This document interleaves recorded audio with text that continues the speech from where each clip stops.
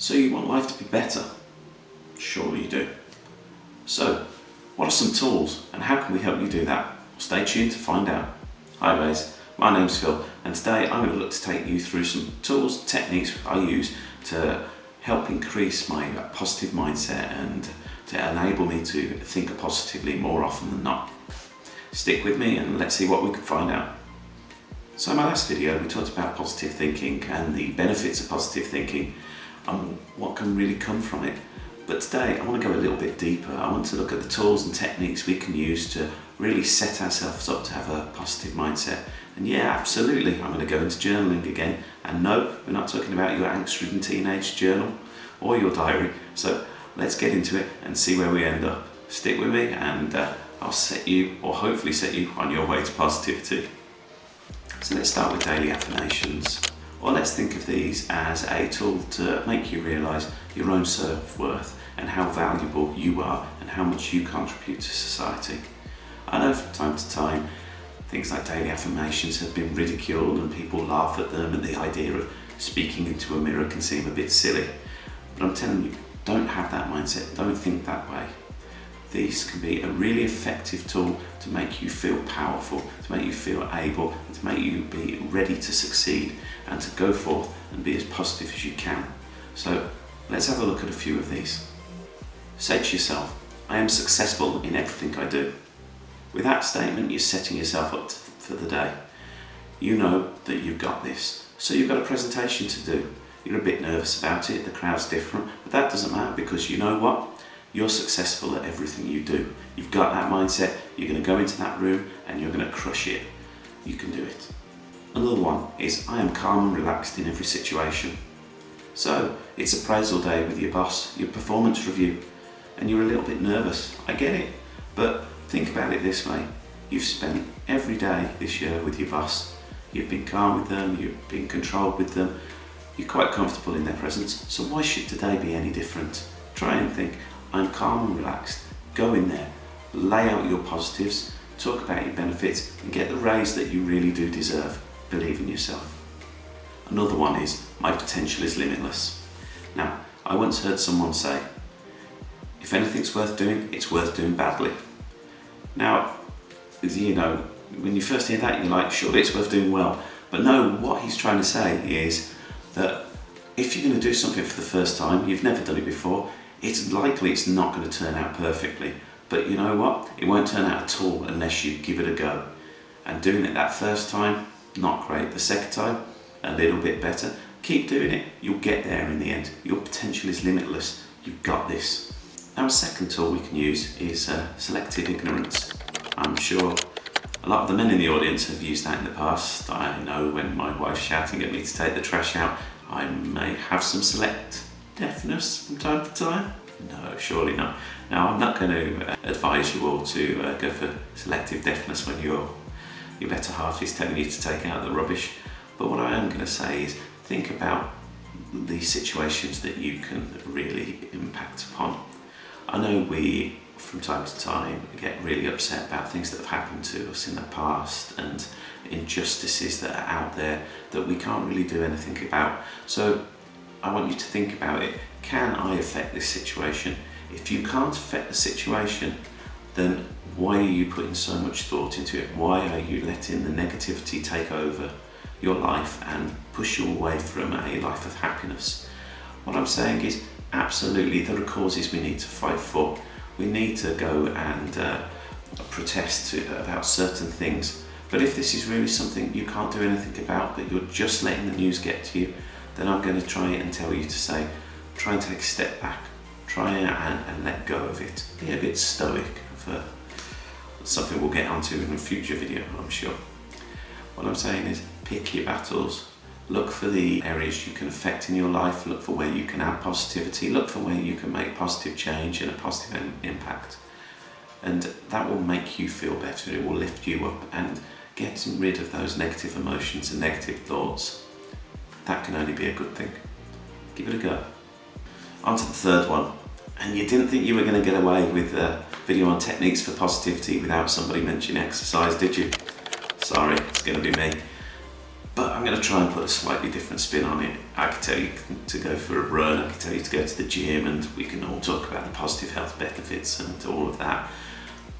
But say you're not that way inclined. How about when nobody's looking, turn the music up high and dance, sing along, throw some shapes, dance with your partner if you're not too embarrassed to do that. If you dance with your partner, hopefully it will bring you even closer together. But get that heart rate up, get going, feel the music flow through you. Dance in your kitchen, dance in your bedroom, dance in your hallway, it doesn't matter. Dance in the supermarket aisle if you want and you're a bit of an extrovert, more power to you. But really, embrace exercise. It's going to release a lot of really positive endorphins and make you feel better. And if someone has a laugh at your expense, hey, as long as you're smiling, who cares? Sing along to things. But if you're going to sing along, pick the right track. I remember one evening, living on my own, playing AC/DC, giving it the bells and whistles. The only trouble was, the one audience member that was present wasn't impressed with me at all, and that was the cat. And before I knew it, she was trying to bite my ear just to get me to stop. Maybe my singing voice isn't for the public. I'll leave that one alone. On to number 4, and my favourite on this list by a considerable distance, and that's laughter. Laughter is so effective for making you feel good, for increasing your heart rate, getting you feeling positive. Now, I'm not going to recommend one show or another because we've all got different tastes when it comes to comedy, but what I recommend is at least try and make time for yourself, about 5 minutes a day, and go onto YouTube, find something that sings to you, that makes you howl out loud. Now, I find Russell Howard absolutely hilarious, and if I ever need a pick-me-up, I'm going to one of his videos. Some of the stuff he comes out with is just genius in my opinion. So that always makes me feel better. It gets me ready, it gets me raring to go. And when I've got the next meeting with a annoying, then I can sit through that because you know what, I feel good because I've been taken to a better place and I can deal with these people in a more calm, more controlled, more relaxed manner, and I'm not going to let them get to me because I'm coming from up here. So that's always beneficial. So we've made it at last. We're on to journaling. Now, there are hundreds of different ways you can go about journaling and hundreds of different videos on YouTube, if not thousands, about journaling and the best way to do it. And I'm going to tell you the best way to journal is the way you like. Now, it was a sommelier that gave me that advice, and that's a really well-educated wine waiter, for want of a better word. But that advice, it just stretches so much further than just wine. So journaling is very personal, it's to you. Journal the way you want to journal. Now for me, I think a really good way of doing it is getting one of those A4 hard-backed pads, and really just every night before you go to bed, sitting up and putting down your daily affirmations. So tell yourself that your potential is limitless. Tell yourself that you're successful in everything you do. But also, once you've done those 2 points, list out 2 or 3 things that you're grateful for each day. And then thirdly, if you want to go into reflection, you can put what's gone well, what's not gone well, what you would do differently, and really build on those. And you know, you've got a couple of benefits going on there. One, you're cutting out that blue light from your mobile phone screening or your TV or whatever else, so you're likely to be ready to sleep and you're likely to get a better quality sleep. But 2, you're going to sleep with those positive affirmations in your head. You're going to sleep with what you're grateful for, and also you're thinking about, yeah, tomorrow I can do better on X, Y and Z, if that's what you've chosen to write down. Now you've had a good night's sleep, you wake up the next day, you're refreshed and you're ready. But we all know from time to time you're going to have a rubbish day. And this is where journaling is even more effective, because for me it's the time to go back, pick up that journal and go flick back through the pages, look at what you're grateful for, look at what's gone really well, remember those positive affirmations.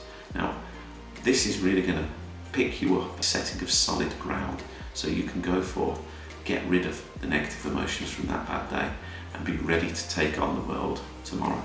Another really helpful aspect to journaling, And we're going to flip away from the positive just for a minute. We're going to go into the negative. So with those bad days, when something's gone really rubbish or it's just not what you want, flip to the back of your journal. Write down how you feel. Write down how annoyed you are, how pissed off you are, and let that pen take it away from you. Put it on there, write it down, close that book, forget about it.